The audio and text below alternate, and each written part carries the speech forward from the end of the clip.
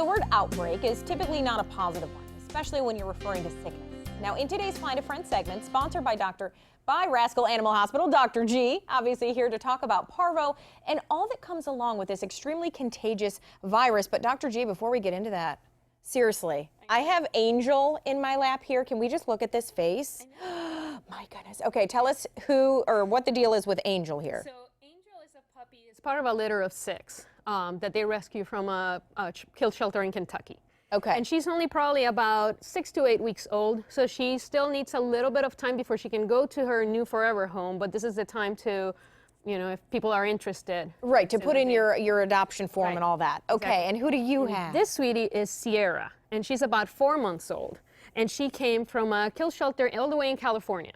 So our friends from Dash Animal Rescue got these guys, and then they will be fixed and get all their vaccines and their microchips and be ready for adoption. Okay, and Dash Animal Rescue, they have a great Facebook page, so go there. You'll have all the information for applying to adopt them and all that good stuff. Yes. Okay, so They have tons of animals. So. Oh, they have, exactly. So if these two aren't your cup of tea, Exactly. they've got plenty. They have all sorts of them, yes. All right, let's talk Parvo then. First of all, what is it? So Parvo is a virus, and it is usually a virus that is transmitted from one dog to another through contaminated poop, basically. Okay. So the dogs don't have to be in direct contact with each other, though. It stays in the environment for a long period of time. So the problem with Parvo is that you don't see it in the environment when you take your dog out for a walk or if you take him to the park or something like that. If a dog that is infected has been there, they can potentially get it.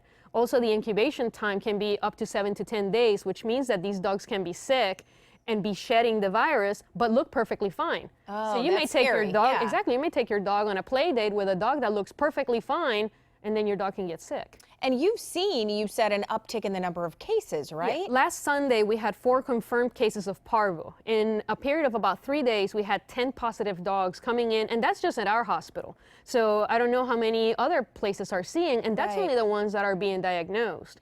So, I mean, we have been seeing a large number, and not just puppies, all sorts of ages. And that leads us to the symptoms. As a pet owner, what things should you be looking out for? So the first thing that they start doing is they start acting lethargic, then they don't want to eat, they start throwing up, and then the characteristic sign of Parvo is really watery, bloody diarrhea.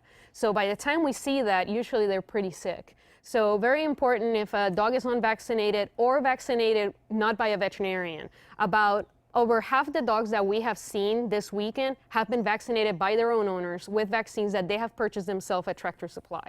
So we do not recommend that. You want to get a veterinarian.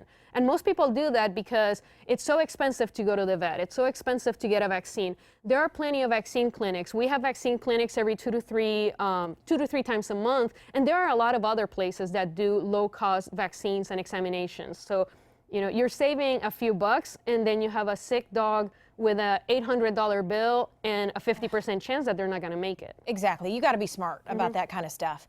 Okay, treatments. If your dog has it, how are we treating it? So it depends on how sick they are. Usually they need to be hospitalized.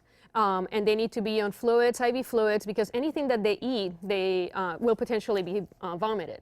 So they need to be on IV fluids, on IV antibiotics, trying to get nutrition to them as much as possible. In some cases, they can be treated on what's considered an outpatient basis. So we give them some fluids underneath the skin, and as long as they're not vomiting or it can be controlled, they can be given medications.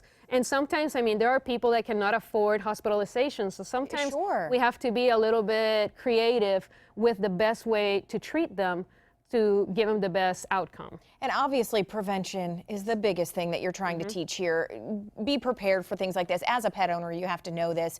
But the problem is this virus, if you don't treat it, comes along with a pretty high mortality rate. Yeah, absolutely. If you don't treat it, it's most of the time it's going to be deadly for the dogs. Even with treatment, usually it's about 50% depending on how sick they are. So we are very lucky that a lot of the people are bringing their dogs early, and we have a very high success rate in treating Parvo dogs.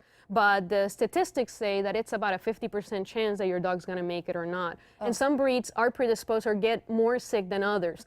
Pit bulls is, most of the dogs that we get in are pitties, Rottweilers and retrievers. They just tend to be more sensitive to the virus than other breeds. So not getting them just the first puppy shot, they need to get their boosters so that they have good immunity against it. And as you mentioned, you guys have vaccine clinics all the time. You're always in somebody's neighborhood at some point. So go to the Rascal Animal Hospital website. You guys always list everything down there. And again, if you want to adopt Angel or Sierra, go to the Dash Animal Rescue Facebook page. And Angel might not make it out of here, but I'm not sure. But Angel has siblings that look like her. There we go. So. There's plenty more. Yes. All right. Thanks, Dr. G. Thanks.